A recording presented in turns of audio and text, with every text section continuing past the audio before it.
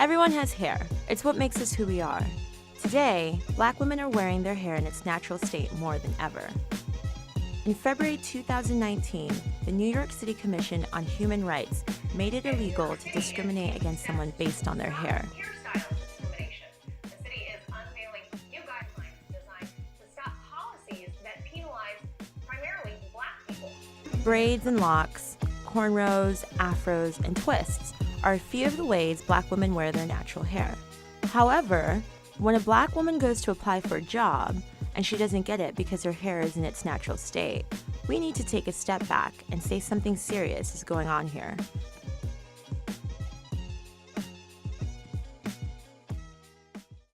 My name is Lynn Huma, and in September of last year, I moved from the beautiful beaches of Honolulu, Hawaii, to the high streets of London to get my master's.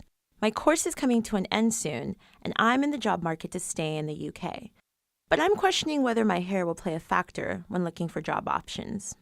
Therefore, I want to find out if there should be a law in the UK, like the US, to protect individuals like me against hair discrimination. Growing up, I learned quickly that not only is my hair different from others, but my hair is something that dictates how others treat me. Doing a quick Google search of unprofessional hairstyles, what I found were results of Black women with their natural hair. Natural Afro hair has been defined as nappy, unprofessional, and unkempt. According to the Cambridge Dictionary, unkempt means not neat or cared for, and messy. The term is used to describe a sloppy appearance, a term many associate with Afro hair. Senior lifestyle editor Natalie Morris wrote an article saying the UK must follow New York's lead in fighting racism by banning hairstyle discrimination. I'm on my way to speak with Natalie about her natural hair care journey and to see why the UK should have a law as well.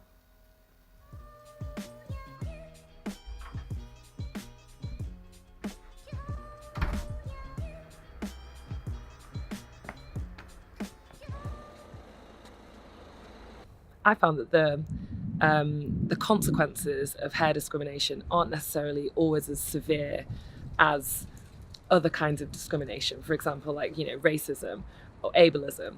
And I think it's unlikely in this country to lose your job or to have something really severe happen to you. But what I think is really important to note is that it is the microaggressions that come with it that chip away at you every day and make it just harder to exist in the workplace if you don't fit the conventional norm of what people expect you to look like.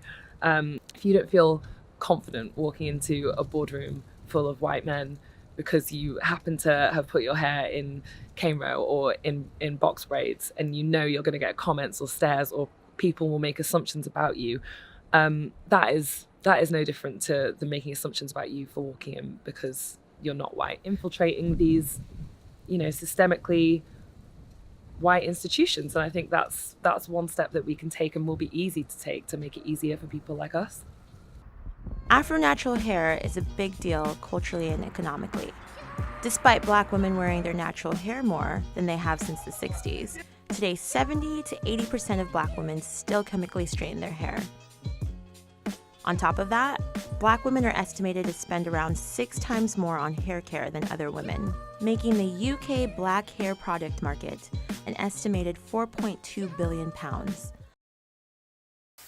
Taking out my hair can be such a process, especially when I'm getting it done for an interview.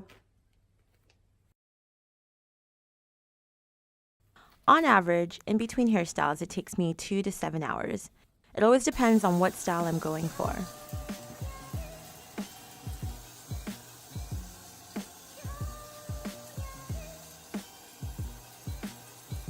Black women change their hairstyles far more often, spending hundreds of hours in the hair salon. I'm super tired, and sometimes it can be really stressful, just the process of getting your hair done, especially before an event or a meeting, interview, things like that. Job advisor and recruiter Michaela Morris thinks employers should remain unbiased when looking at job candidates. as a recruiter, I take note of someone's presentation. So it doesn't necessarily have to be suited and booted and, you know, a blazer and a tie, but just, you know, sort of smart casual, so not wearing like shorts or sandals, that sort of thing.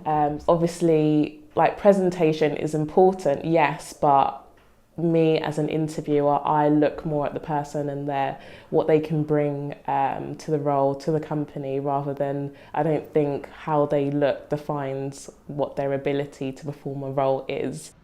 From ages 16 to 64, an estimated 440,000 Black women are employed in the UK. Only 6% of Black women hold high professional jobs as managers, directors, or senior officials. That is the lowest percentage compared to other ethnicities.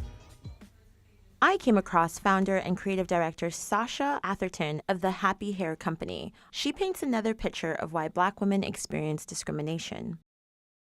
I think the key thing when talking about natural hair is that it's often not seen as professional. But I also feel like some of that comes from us. So me personally, I wouldn't say that I've got a particular memory of an event that made me feel insecure or out of place wearing my natural hair in a professional setting. So I've worked since I was 16 for corporate businesses. But at that time I was straightening my hair. Though I think in my mind, I would have felt like I was being unprofessional because I hadn't embraced my natural hair yet, to have my big curly hair out in meetings, for example. Now that we're more aware of it, there is that discrimination happening. So even though some of it comes from us, there is actual discrimination in the workplace with regards to hair. It's a fact. There may not be a law in the UK right now, but hair discrimination is very much real. As my job search continues, I'll remain optimistic that employers can see beyond my natural hair to my skills and experience. When that job offer comes, it'll find me living and embracing what's naturally me.